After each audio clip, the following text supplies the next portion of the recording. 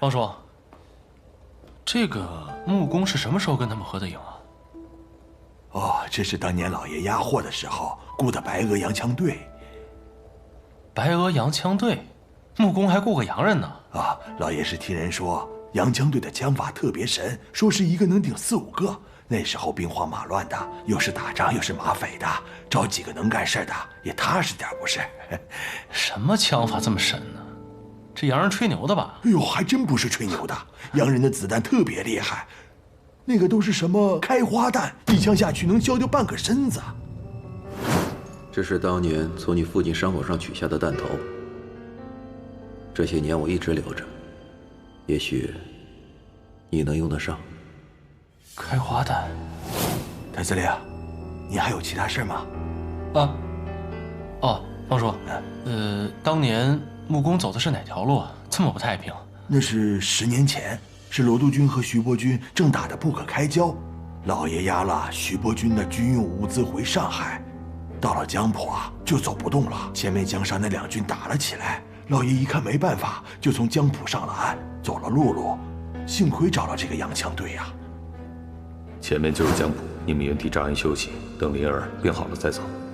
我跟雨儿押着辎重先走。是。啊，方叔，我还有事，先走了。好。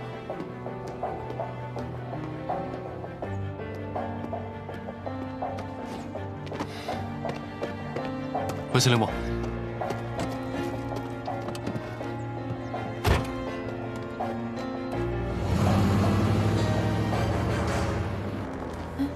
玄灵人呢？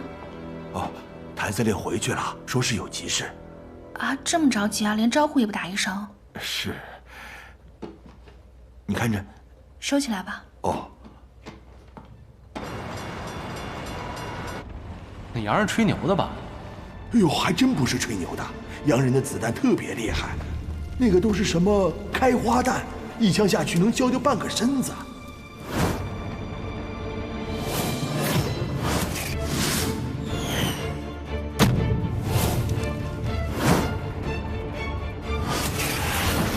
谭四，立场饭店。好。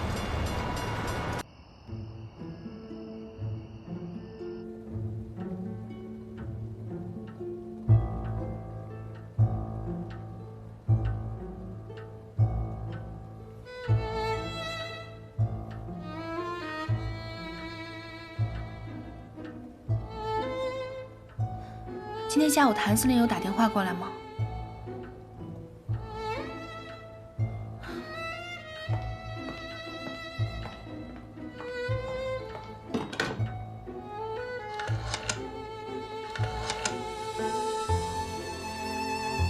请接司令部。请稍等。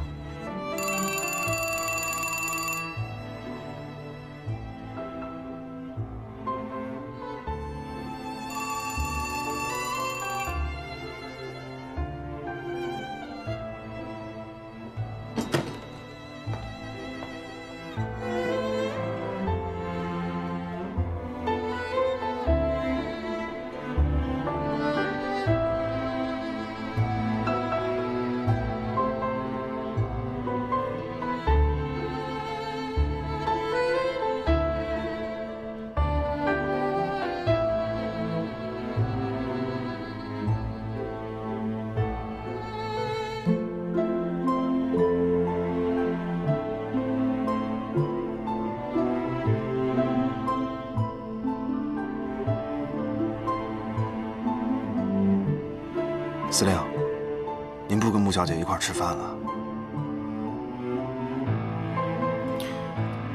不吃了。为什么？回去吧。行。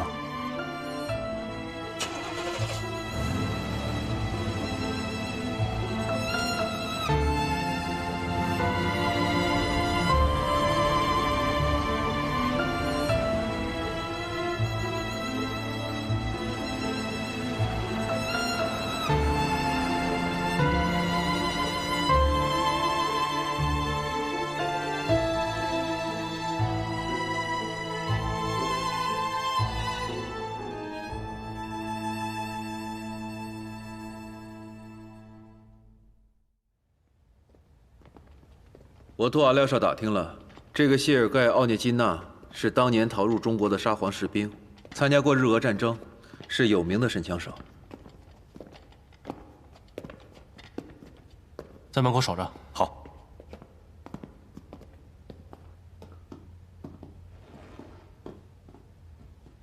Это командир Тан.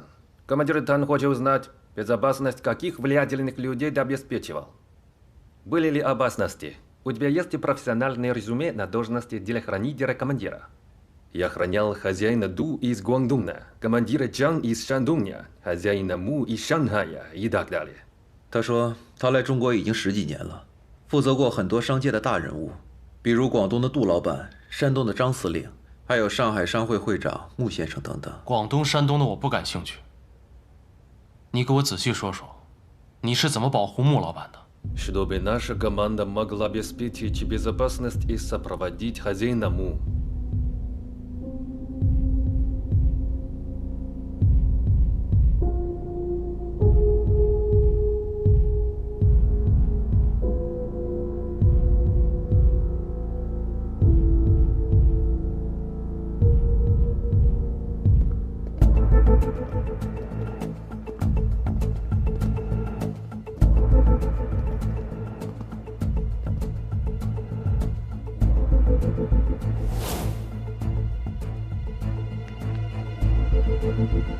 他说，他们当时从江浦上岸的时候，发现了另一伙军人。穆老板认出来那是罗督军的人，而穆老板押送的却是徐督军的货物。双方交战，是敌我关系。穆老板为了安全起见，趁这伙人一支纵队进入山谷的时候，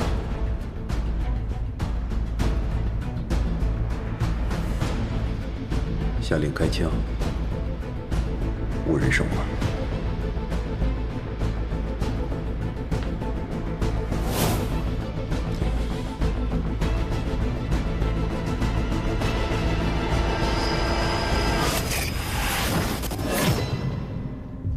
司令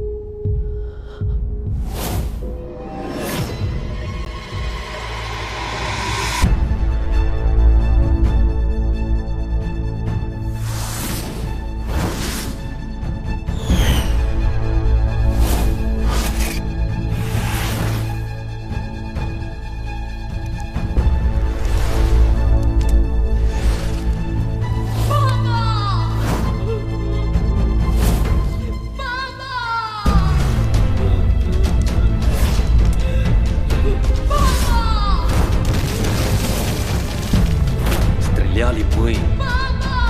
Стреляли мы. Стреляли мы. 大哥，是我。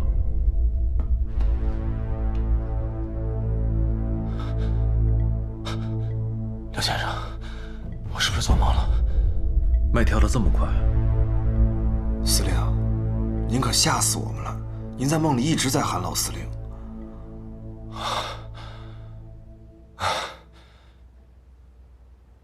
原来是梦啊！我刚才梦见俄国人，说是他们开的枪。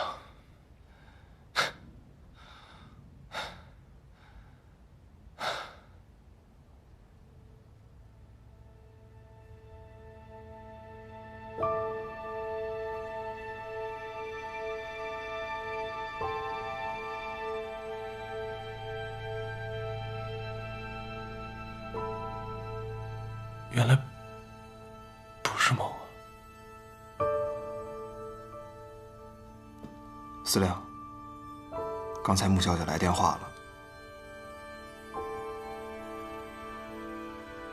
告诉他我有事。不让任何人打扰。可是穆公馆还在筹备你们的婚礼啊，那他打电话过来就是……让我休息一会儿，你们先出去吧。司令，出去！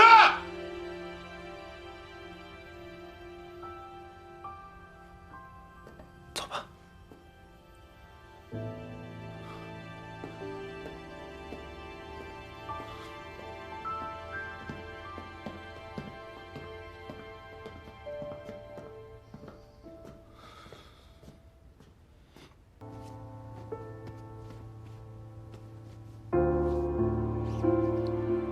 好了，真好看，穆小姐，这套婚纱好适合你啊。哦，不过这个腰可以再紧1寸，会显得线条更好。好。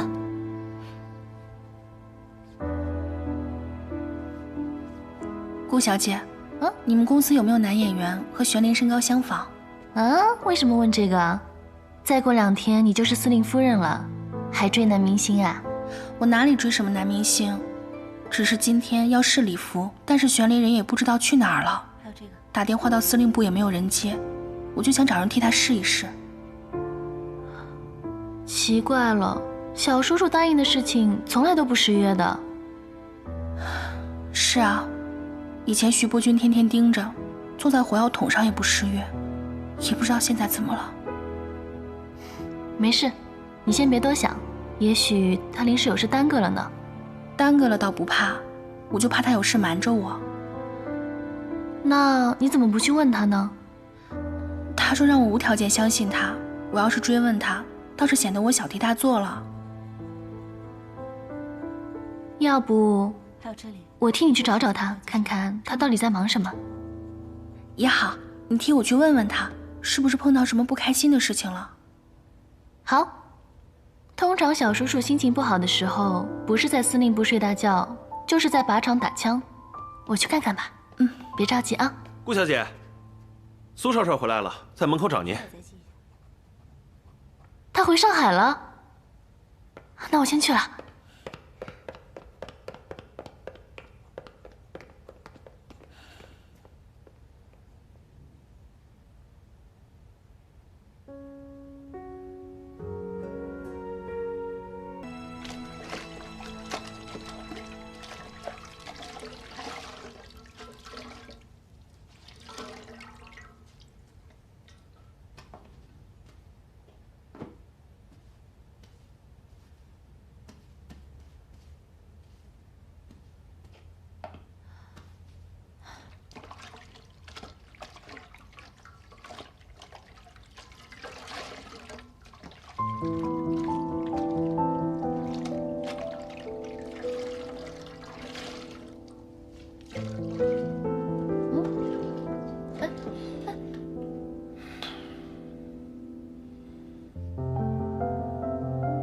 我知道你难受，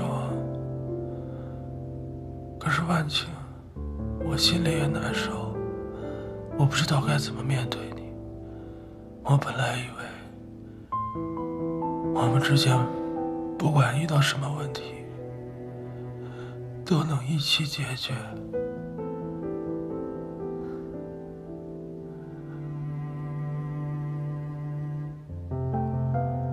小叔叔，你醉了。哎，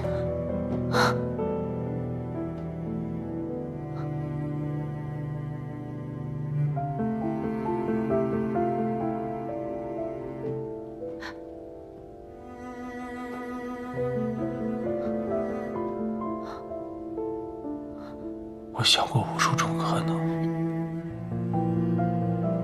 不管不顾的去跟你在一起，但是我每次想到这儿，我的心就很难过。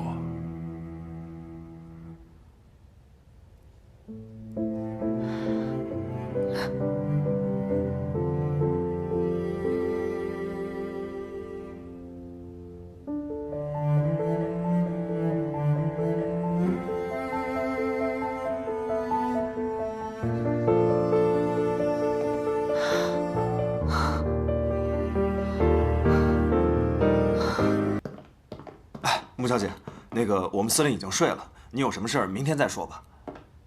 哎，穆小姐，哎，穆小姐。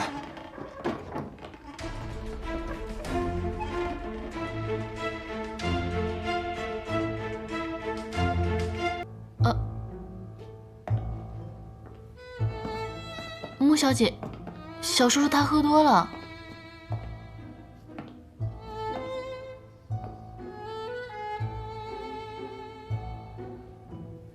顾小姐，真是麻烦你了，你先回去休息吧，我来照顾他。哦，好。哎，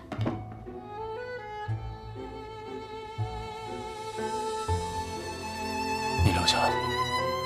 啊，小叔叔。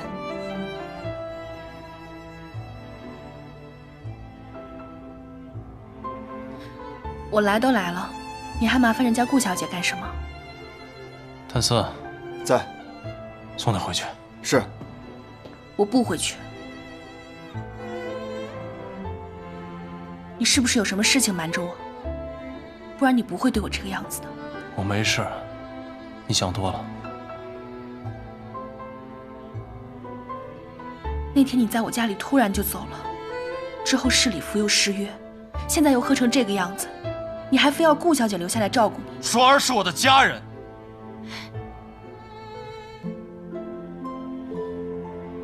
难道只有你能不眠不休地照顾你青梅竹马的徐光耀，就不能我亲手养大的双儿照顾我吗？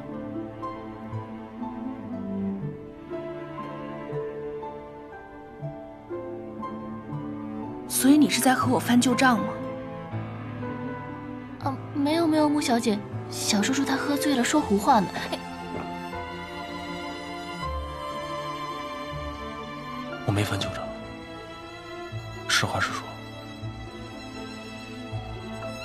你记不记得我们之前约法3章的第1条是什么？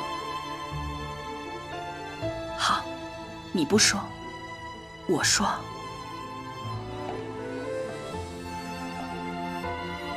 第1条就是。 既然互相合作，就要彼此信任。信任个屁！你半夜闯到我办公室来，不就是不信任我？我没有不信任你，我是真的想留下来照顾你。如果你一定要顾小姐留下，可以，我可以走，但你得告诉我理由啊。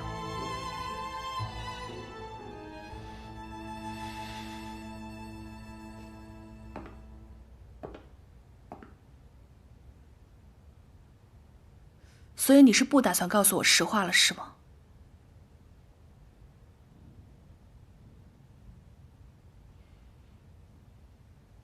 你曾经告诉过我，真正的信任是在彼此看不到的地方，依然选择相信对方。所以这一次，我还是相信你。我相信你突然的冷淡是有原因的。 但如果我们还有机会成为夫妻，我希望你能让我看到你的一切。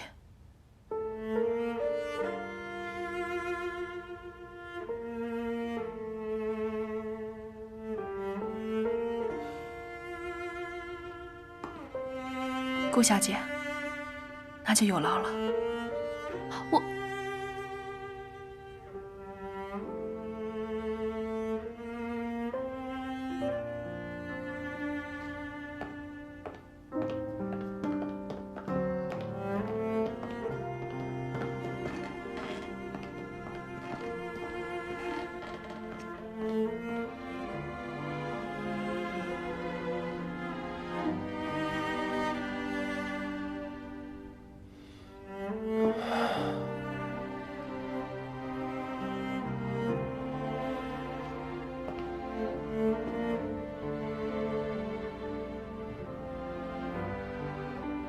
小叔叔，你干嘛呀？你们之间到底怎么了？到底发生什么事了？你为什么要那样说？你别这样折磨自己了。双儿，你知道吗？我原本以为不信命的，我觉得我做什么都没有问题，什么都难不倒我。但是现在，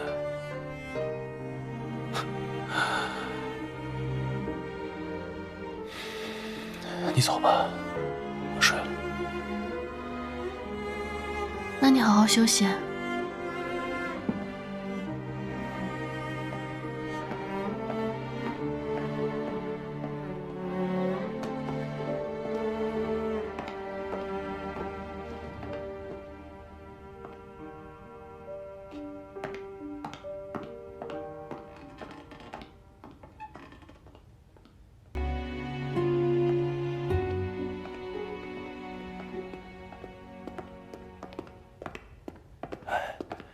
大小姐回来了。你没事早点下去休息吧。哎，夜深了，你也早点歇着吧。穆管家，那天谭司令有没有说什么？谭司令也没说什么，就是一直在看照片。不过他问了2句照片的事。你把他那天看的相册全部给我。哎。谭司令看的是哪本相册？是这本。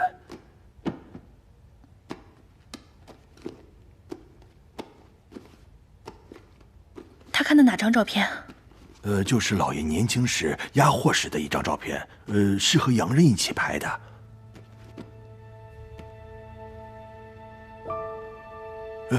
就是这张。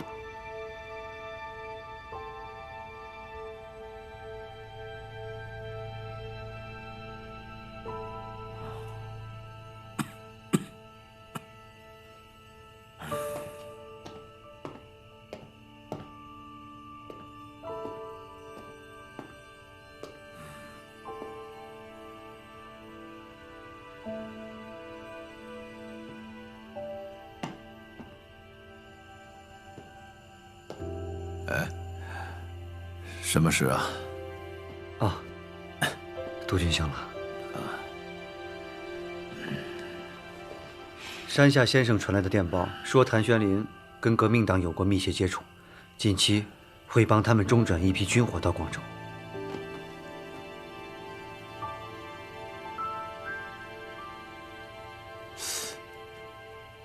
消息可靠？山下先生在理查饭店安插的眼线，消息千真万确。这可是通敌大罪，让北京政府知道了，死罪难逃。哼，谭玄林呐，你可真是自作孽不可活。大小姐，顾小姐来了。顾小姐，快过来。穆小姐，我今天去找小叔叔，看他实在心情不好，就陪他喝了几杯。你别怪我啊！我怎么会怪你呢？我谢谢你都来不及。要不是你陪着他，他一个人喝酒，我也放心不下。真的？你不怪我就好了。哦，对了，我刚刚问了谭四，他说这2天小叔叔经常和一位姓廖的先生见面。你说这几天他这么反常，会不会和这位廖先生有关啊？廖先生？在这尔虞我诈、血雨腥风的年代，会把我们每个人都裹在其中。倾巢之下，焉有完卵？没有谁能够独善其身。是他？你认识他？顾小姐，这个廖先生的身份呢，非同寻常，你一定不要掺和他的事，也不要去打听。可是，听我的，知道了吗？哦。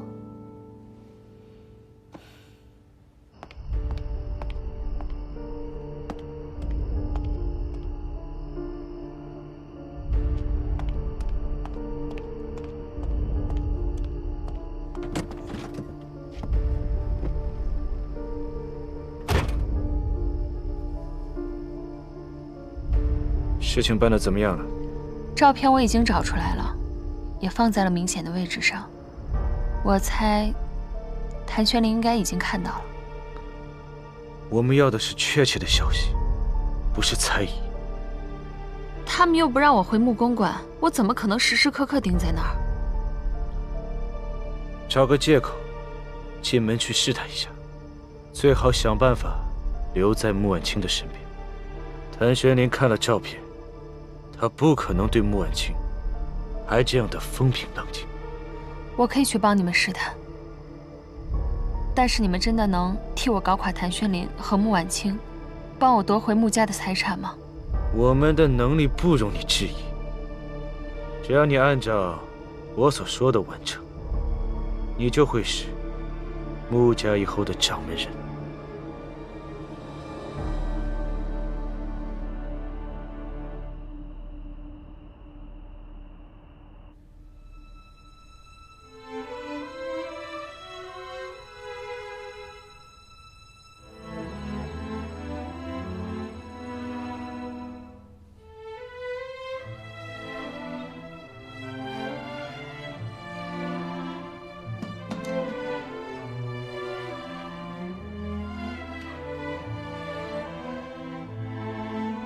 妈，玄灵今天不知道怎么了，突然对我的态度就变了。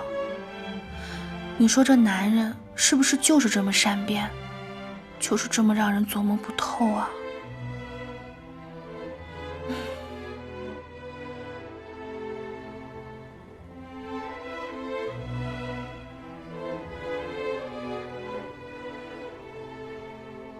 你曾经告诉过我，真正的信任是在彼此看不到的地方依然选择相信对方，所以这一次我还是相信你。司令，廖先生到了。廖先生，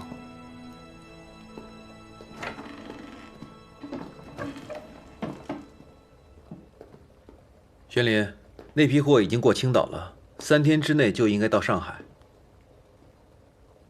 我会安排的。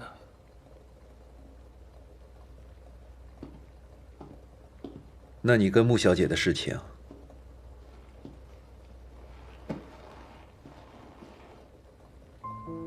我不知道该怎么面对她。那穆姑娘当时只是个孩子，就算穆志远做了什么错事，那跟她也没关系呀。这既然你们这么相爱，那为什么不让父辈的恩怨到此为止呢？我不是没有想过，但一辈子这么长，我如果不管不顾的就娶了她，这根刺会一直横在我们中间。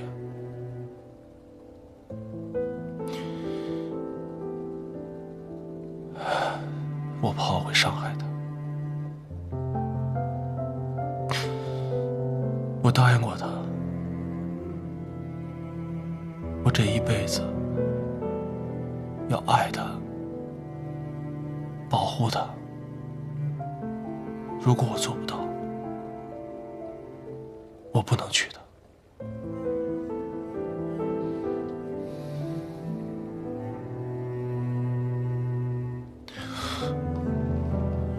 廖先生，能不能帮我一个忙？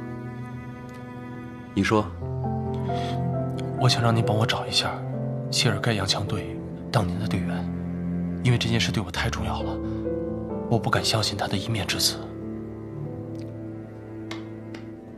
你放心，只要这帮人还活着，我一个不少的给你找来。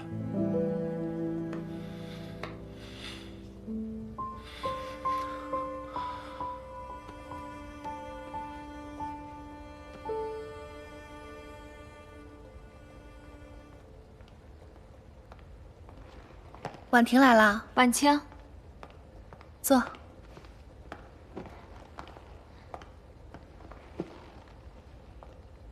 怎么样，都安顿好了吗？嗯，都挺好的。谭司令给我找的公寓也不错，生活也很便利。那就好，有什么需要帮忙的，尽管和我说。嗯。哎，对了，这个是我从香港给你带的杏仁饼。我上次忘记拿了，这回也带给你和谭司令尝一尝。谢谢婉婷，有心了。哎，谭司令呢？他还没有搬过来。我们两个这不还没有成婚吗？他要是现在就搬进来，难免人家说闲话。怎么，你找他有事啊？啊，没事儿，就是他帮我这么大忙，也想当面谢谢他。你能不能讲点道理？讲道理。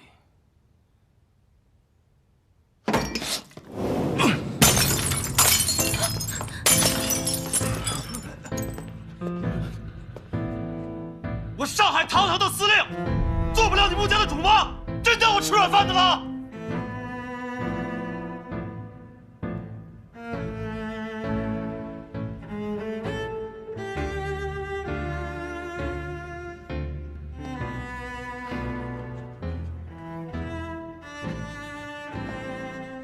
雪莲，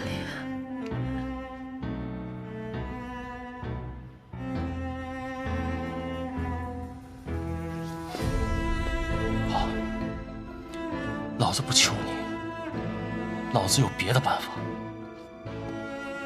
你干嘛呀？吃枪药了？双儿，你放心，你的芯片一定会准时上映。他穆家不帮你，有的是人愿意帮你。各位老板，我以司令部的名义担保，欠你们的钱如数奉还。各位请回吧。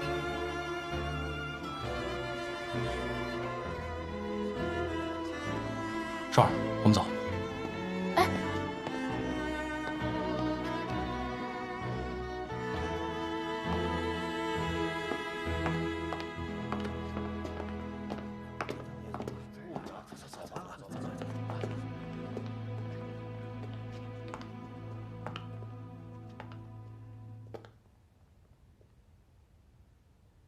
婉清，谭司令怎么这么对你啊？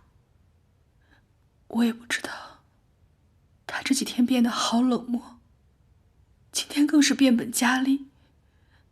为了顾月霜的电影，当着这么多人冲我拍桌子。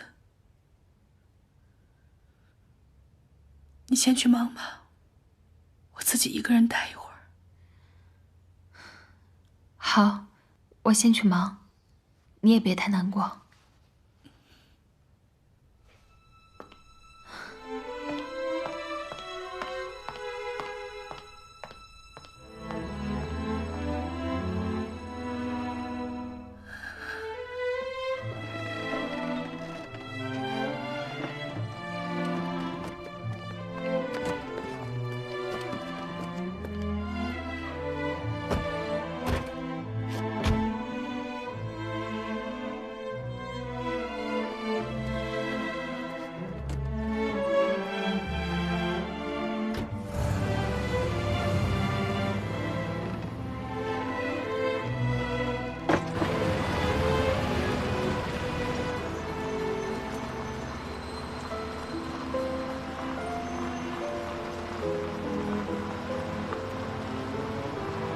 小叔叔，你刚那么对穆小姐太过分了吧？你就不怕她不理你啊？他最好别理我。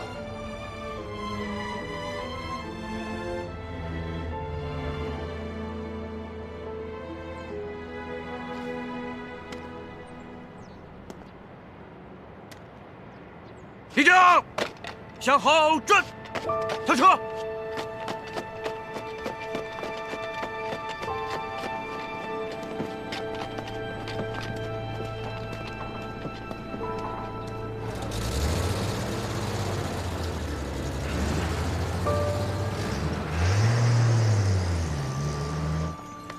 那就祝我们合作愉快。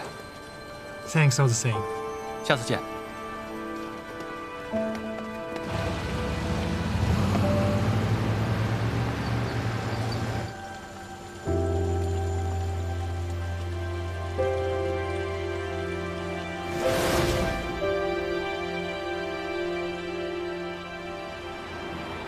谭四，我让你帮双儿还大华公司欠的钱，你还了吗？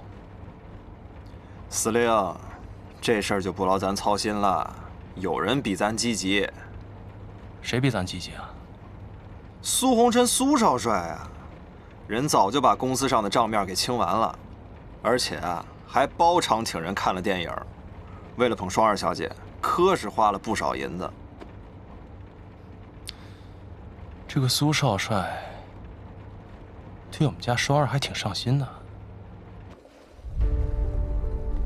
谭玄林把民团从穆家码头撤去了外滩码头，名义上是要和约瑟夫合伙做生意，实际上就是替革命党转移军火。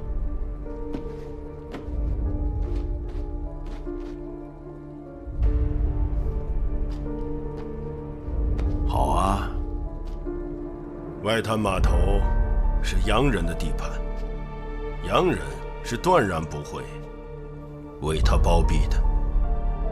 只要军火上岸，他就跑不了了。没想到如胶似漆的两个人，竟然这么快的反目成仇。谭玄林和顾月霜本来就是不清不楚的，有权有势的男人嘛，脚踏两只船也是常事。但是那个穆晚清，不能让他置身事外，想办法要把他拉下水。我会让穆婉婷去办。啊，我现在真是想看到抓到革命党之后，谭玄林的表情是什么？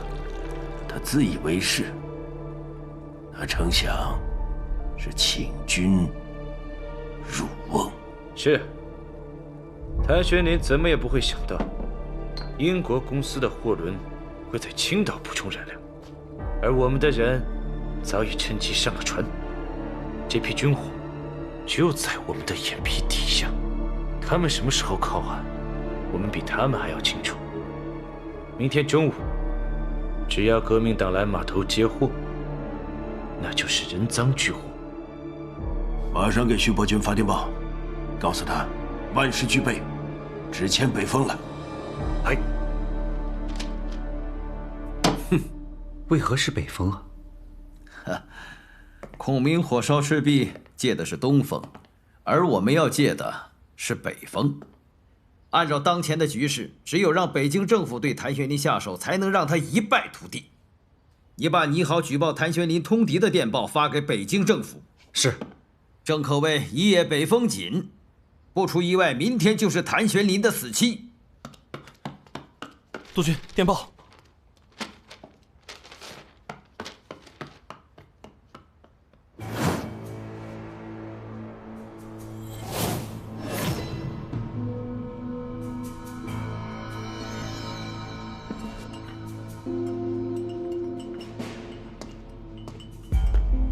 少帅，怎么了？这是今天的报纸。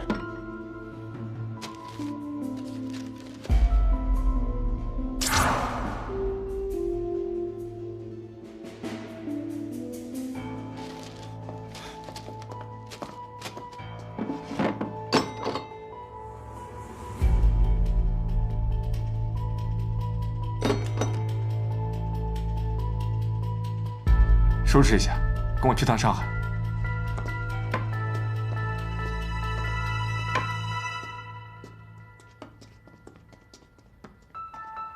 还是督军料事如神啊！少帅看到穆晚清的消息，果然坐不住了。哎，我这个儿子，看上去沉稳，骨子里却是个情种啊！啊，夫人走了这么多年，您不是也一直没有虚衔？少帅这也是随您啊。是啊，一转眼，他母亲已经走了10几年了。好在少帅现在能够独当一面，夫人的在天之灵知道了，也会感到欣慰的。我就这么一个儿子，我机关算尽大半辈子，我都是为了他呀。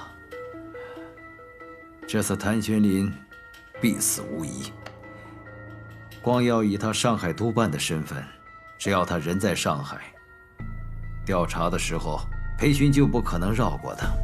光耀只有参与调查，才能够顺理成章地去接任上海司令，拿回上海，我徐家才能够东山再起。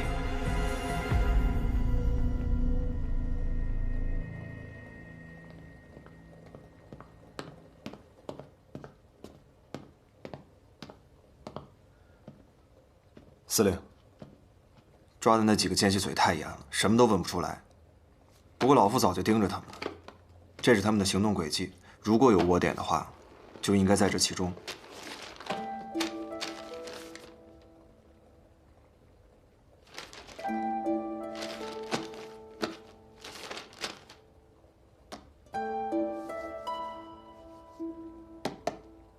他们去银行干什么？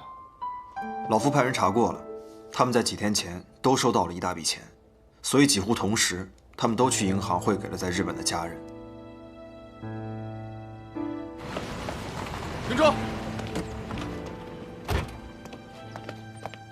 您不能进去。我来找你们司令。穆小姐，您真的不能进去。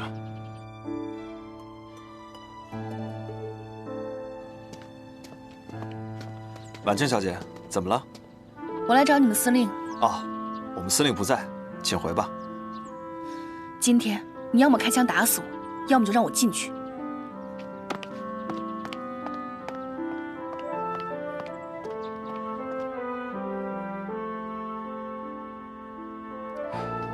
哎，穆小姐，哎，穆小姐，哎，穆小姐，穆小姐，谭四，门口的卫兵都是摆设吗？懂不懂规矩啊？你不要怪他们，我自己进来的。我就想当面问问你，你为什么要撤掉民团？为什么连穆公馆的卫兵都要撤掉？滚出去！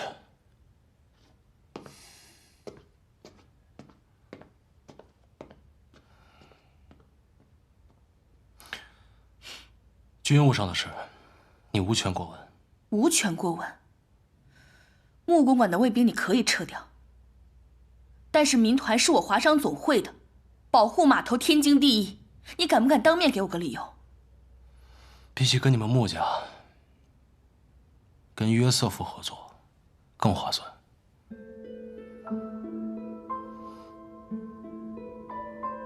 他把码头借给我运货，我让我的民团兄弟去保护外滩码头的安全，有错吗？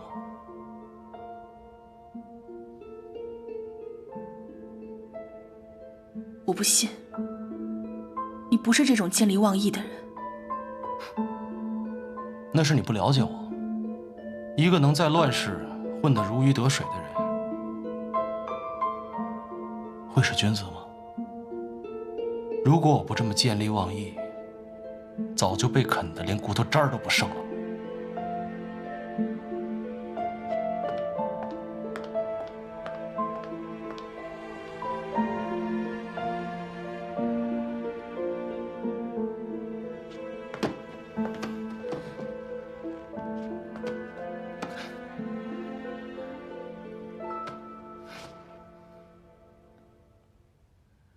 玄莲，这里没有外人，你跟我不用演戏。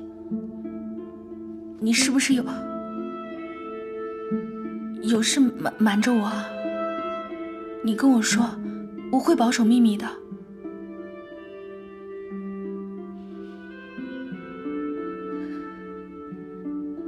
这些天，我一直在想我们两个之间发生的事情。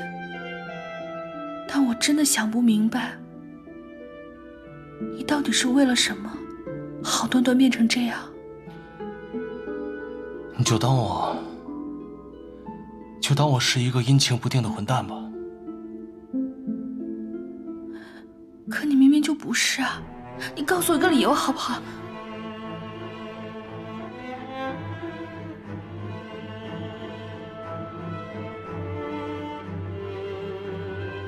真的快受不了了。我们之间发生了什么，我连原因都不知道。只是你不知道。我真的好累，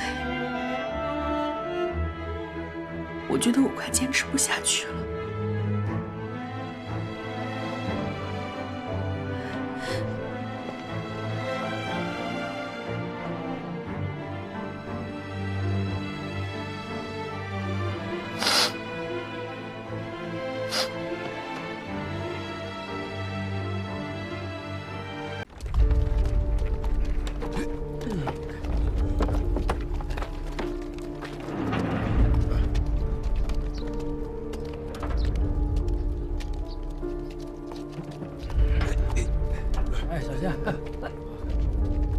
走。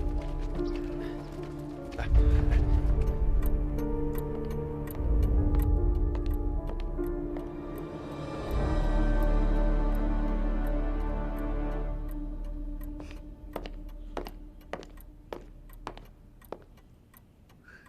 婉清，这是这几个月码头的流水，你看一下。你先放着吧。你怎么了？我看你脸色好像不太好。没事儿，你先去忙吧，把门带一下。嗯。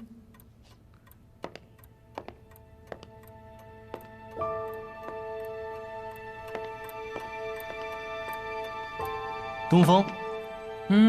南北西风都见了，谭司令还敢打东风？哼，就不怕别人招胡啊？这西风、南风、北风都在你们3个人手里，你们谁都胡不了，我怕什么？宫中，谭司令，你真是艺高人胆大呀！费总统，中文越来越地道了啊！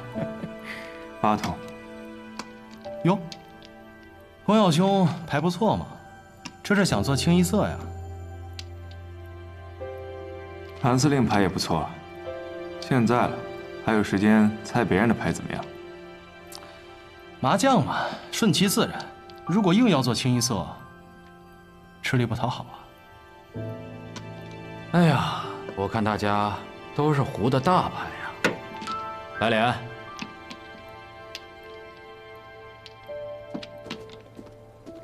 卡九，事情进展得很顺利，北督军派来的人把司令部都给封锁了。很好，只要军火一靠岸，谭玄林的死期就到了。穆婉清那边怎么样？我已经让穆婉婷把一批违禁的药品放进了穆家码头的仓库。看来我们只需等待最后的胜利了。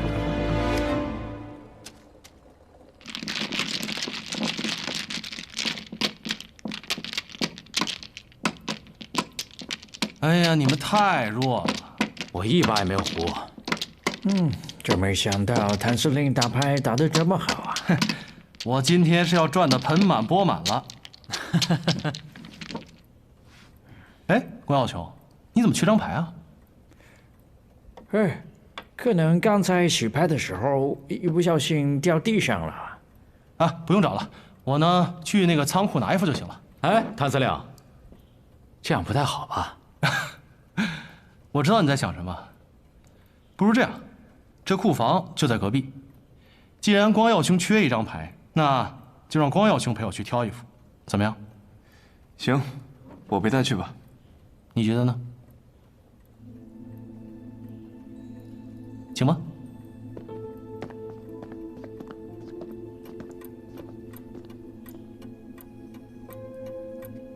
来吧，选一副你喜欢的麻将牌。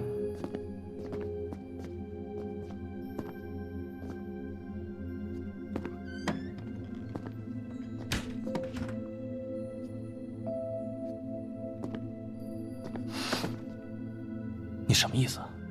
你在做什么呀？我这么做是为了你的清白，只有切断你与外界的一切联系，别人才无话可说。我是个混蛋，用不着你管。我不管你与婉晴发生什么事，但现在你依然是她的未婚夫。你若出事，必然会连累她。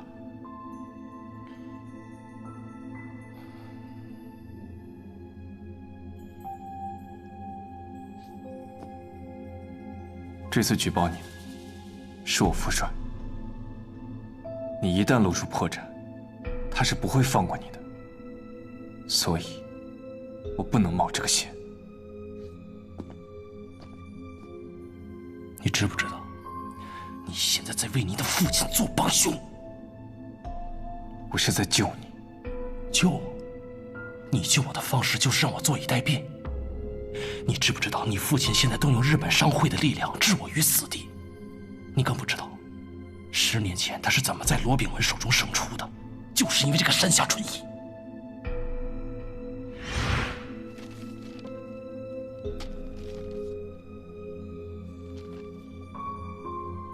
山下先生，日本人。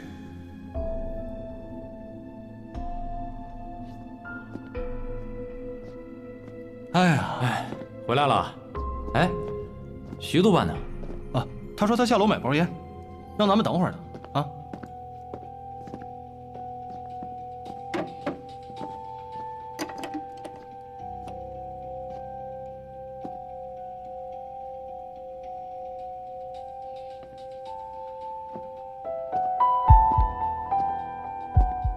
看，小朋友。叔叔，你要什么烟？哈德曼2个。叔叔，您的烟。不用找了，回去数吧。谢谢叔叔。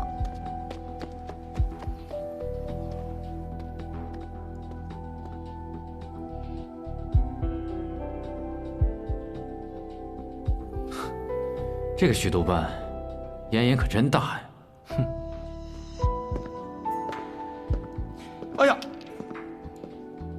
在这儿呢，我都没看到。这不齐了，那这副牌啊就不用了。要不咱们先洗洗牌，等等他吧。这牌齐了，吵了半天。大伙儿都累了吧？来，抽根烟提提神吧。刚才那个牌找到了。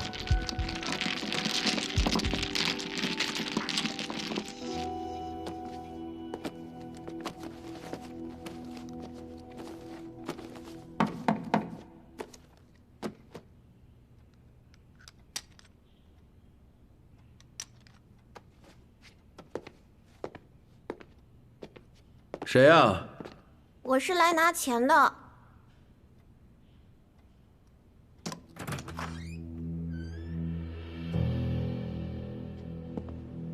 进来吧。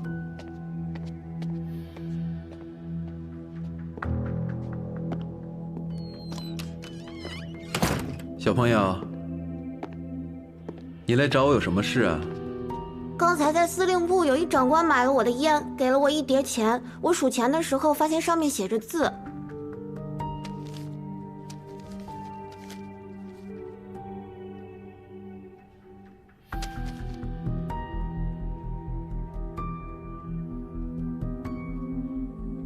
我的奖赏呢？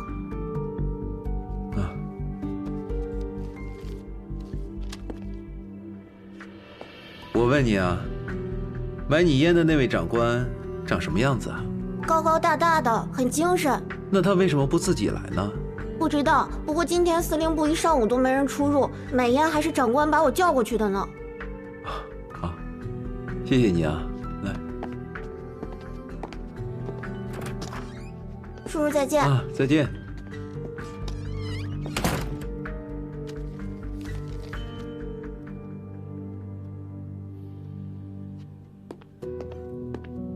先生，我们是不是暴露了？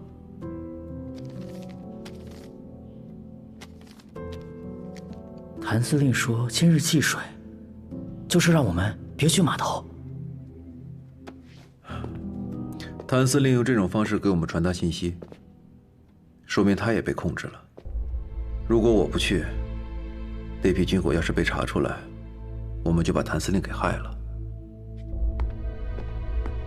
可是我们现在过去就是自投罗网啊！非但转移不了军火，就连谭司令也难逃干系。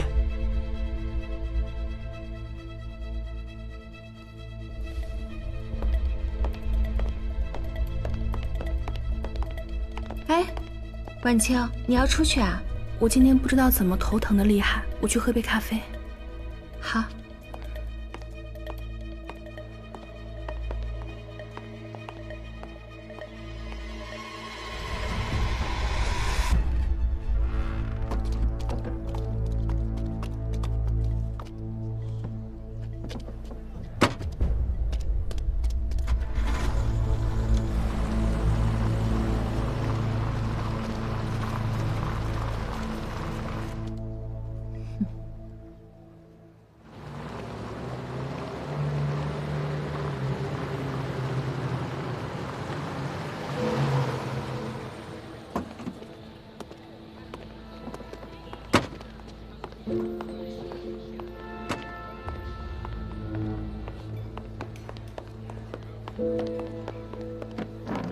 谢谢。给我一杯咖啡。好，请稍等。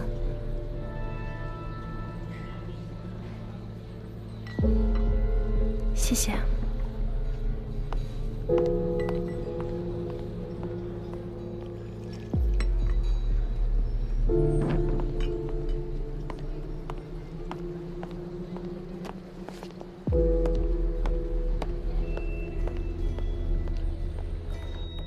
一通，哎，哈哈哈哈哈，糊了！哎，怎么又是你糊了？哎，算了吧，我不打了。哎，先给钱，先给钱，先给钱，先给钱，来来来。嗯，哎呀，让我算算，今天赢了多少啊？谭司令，这已经过了12点了，说不定啊，这革命党已经被抓起来了。好啊，抓得好，我倒要看看是哪个王八蛋，连累老子。这么久了，怎么还没回来？要不要去看看？得去看看，不然人丢了怎么办？哎，回来了。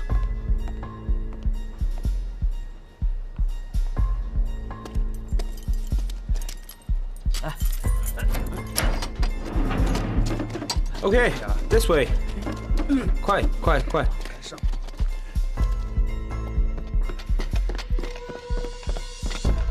报告，货已经到了码头，暂时存放在6号仓库。举报者提供的信息说是有10多箱步枪子弹和8挺重机枪。呵，这装备2个团都绰绰有余啊！这革命党大手笔啊！但是革命党的人并没有出现，货还在仓库里，可是没有人接应。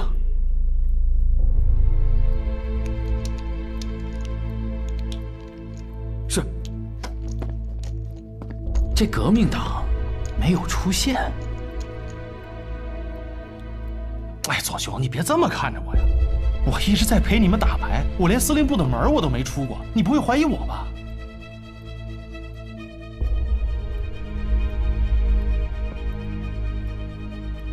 现在下结论还为时过早。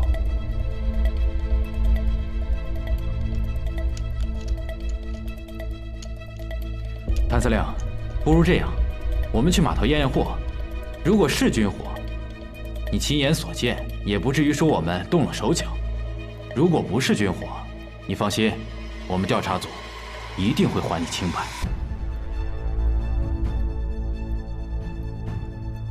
好，就依你所言。好，请。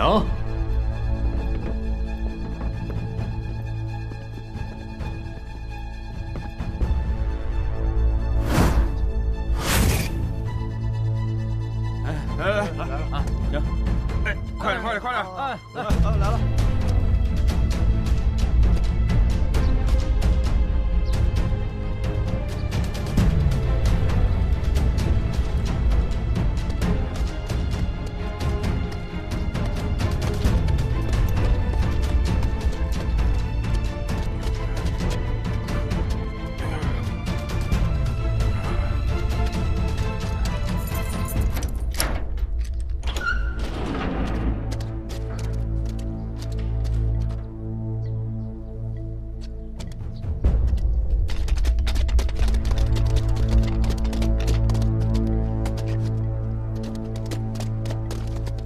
谭司令，请吧。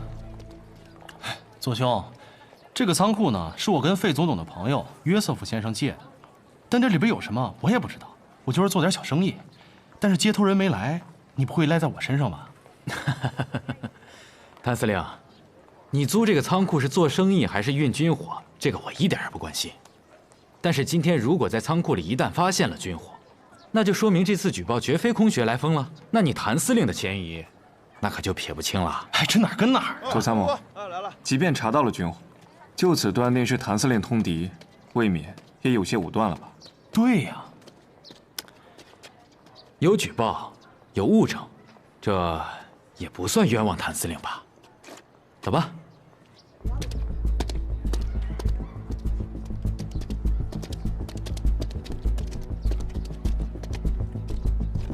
守好，怎么办？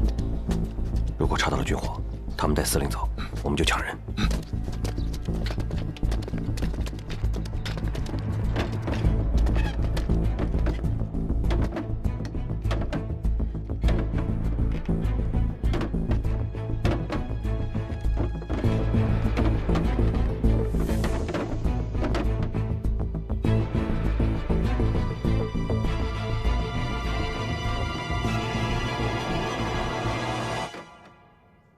报告长官，所有箱子里全都是碗筷。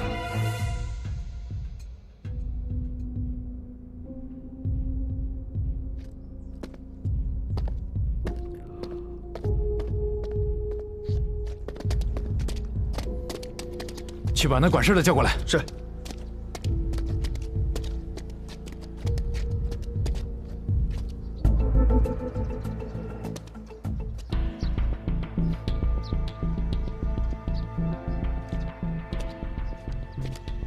长官，有什么问题吗？6号仓库今天所有到的货是不是都在这里面？长官，这个是9号仓库，6号仓库在后面。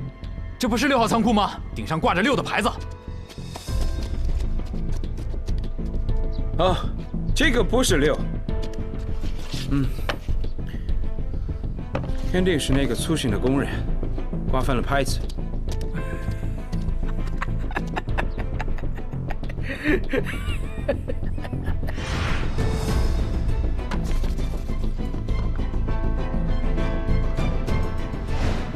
难道是他？